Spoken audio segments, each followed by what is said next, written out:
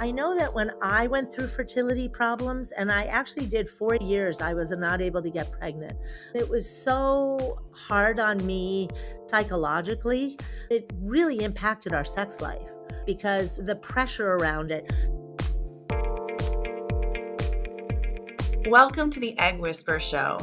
I want to share with our listeners a little bit more about Wendy. She's an award-winning entrepreneur and a pioneer in the development of patented biomatch technology for women's health. She holds multiple U.S. patents for biomatch technology, a leading scientific approach applying biomimicry to sexual health and hygiene products. Good Clean Love offers the #1 selling natural organic brand in the United States with products on more than 50,000 store shelves. Welcome to the show, Wendy. Thank you so much, Amy. It's such a delight to be with you. And, it's like, in addition to really good products, how do you coach your people so that they don't lose the love that's bringing them to this moment of wanting to have a kid? I tell people there's no such thing as a sex emergency. There's definitely a window. Sperm live at least 3 days. And I feel like if you say that, and then it takes the pressure off. And it's also okay to take breaks and not let infertility just rob you of your joy and to just completely rob you of life experiences. And unfortunately, it does. It causes people to be extremely restrictive in terms of what they're eating and what they're doing, their activities, what they do socially. And I hate seeing that. So I bring in therapy and fertility coaches into my practice and introduce them to my patients from the very beginning so they can kind of help them as much with the mental health aspect and also recommending therapy from the very beginning. Actually, just making sure that it doesn't turn into a blame game, right? That's the most tragic. Even outside of fertility, I find a lot of times that people will do this blaming, like which one wants to have sex more or more frequently. And then the one who doesn't actually is the guilty one. As soon as you get into that dynamic, and I feel like fertility accelerates it a little bit, everybody's getting hurt every day. So there are always workarounds like freezing sperm ahead of time. So if there's an issue in bed, just take it out of the bedroom. Obviously, that's for people working with the doctor, and so many people suffer in silence at home without even going to a clinic because they're afraid and ashamed. But I just don't want people to be. I'm glad you brought that up. I was going to ask you, how can people who are in fertility treatment or trying to conceive bring a bit more fun into the sex side of the equation? I would say all these things that we were just talking about, I think are really important. When I couldn't get pregnant again, I so wanted another child for a lot of reasons. My husband was a little lukewarm about it. And I'm sure that you find that one partner really, really wants another baby or a baby, and the other partner isn't as sure. Then that dynamic sort of bleeds into the fun a little bit. I think to whatever degree that people can have that conversation and come to an agreement about what that means to them and take that out of the dynamic in the bedroom. That was really critical for my husband and I. We went through cycle over cycle where I clearly really wanted us to land in a baby, and he was going back and forth, and that did not help my feeling sexy about him. I think it's really important, and I'm really glad that you have bring therapists and that people like are really encouraged to talk through these big moments in their lives because sexual joy is as good as it gets. When you're making love to somebody who loves you with their eyes open and really cares about where pleasure is for you and isn't on a rush to get to a finish line, not just a finish line of this day at this moment for this ovulation cycle, but a finish line that the orgasm is not the end all be all, right? Like it's the play, it's the interaction on the way that makes it unique. Take more time for that. So we have a lot of scent products that really work because they go from your nose into your limbic brain. There are love oils, and we have this new pleasure butter coming out. It's a new product that we're just bringing back. And then I just decided that we were going to launch this little CBD pleasure kit. I really want to tell you from personal experience, and I'm talking about 40 years, same guy, like 4 kids, a lot of loss and tragedy, and really good aromatic products teach your brain by going from your limbic brain. That's where memory, sexuality, and emotion turn on. And that's where scent is, right? That's where your olfactory bulb is. So your olfactory bulb is your limbic brain, and they're like co-located at any rate.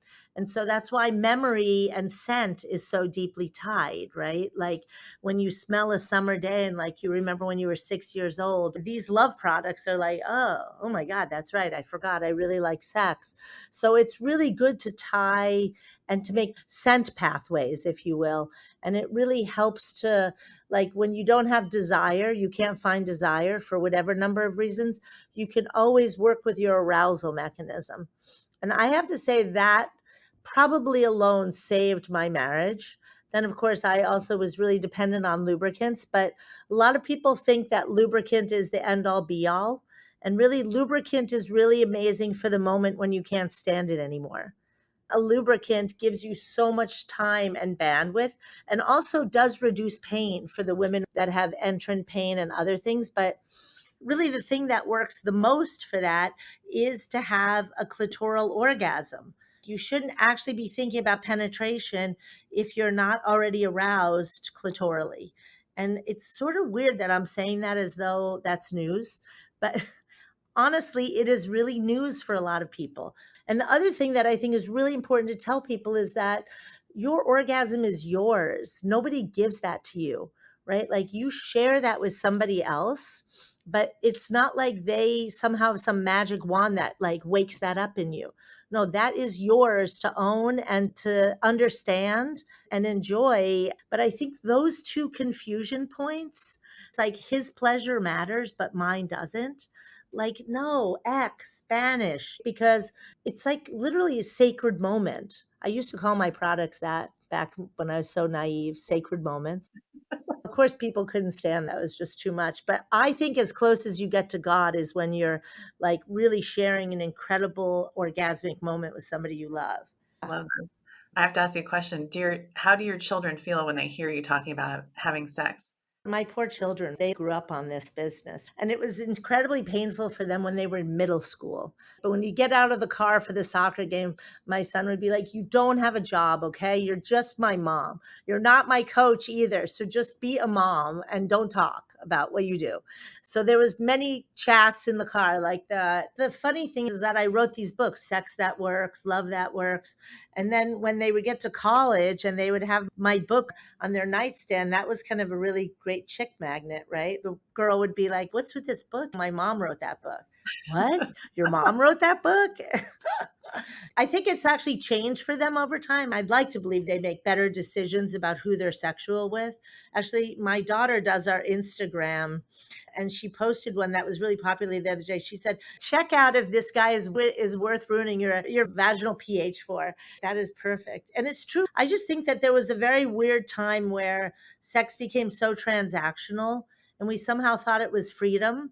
But then many women woken up to the fact that it's not freeing to give away such a sacred part of yourself when it's not respected and people don't really deeply care for it.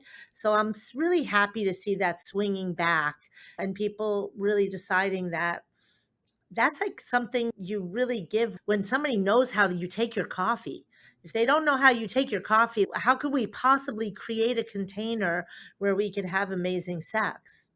I think my kids know that we have like really amazing sex, but now we just say this thing, our phrase is, "Daddy and I are going to have some time." So it's like, you need to leave the house so we can have some time. I actually have to say, Amy, like my husband's 65, I just turned 60. And I feel like when that part of my life ends, then I'm done. I bow down in gratitude that I can have that kind of sexual intimacy and wild connection with somebody I've known for decades.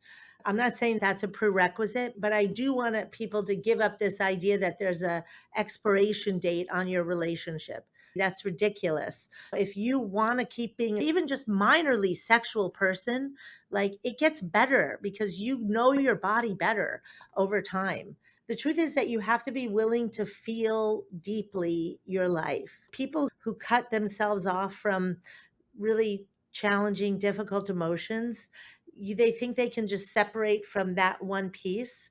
But really, what you do is you separate from your capacity to feel. I don't talk about this much. We lost one of our sons in 2018. And I thought I would maybe lose my sex life over it, honestly. It was like actually parts of my body were gone after losing him. So now, 4 years later, I can tell you I did not lose my sex life, but for a while we would get mad at each other because it was different, but it doesn't matter really. And so really the best sex in the world, especially sex that happens over time with people, is when it contains the world and the mystery of all the things we can feel. Yeah, that's beautiful. And thank you for sharing so much of yourself. I could listen to you talk for hours and hours. I am so grateful to have these multiple opportunities to work with you, really. Thank you, Wendy. Thank you so much.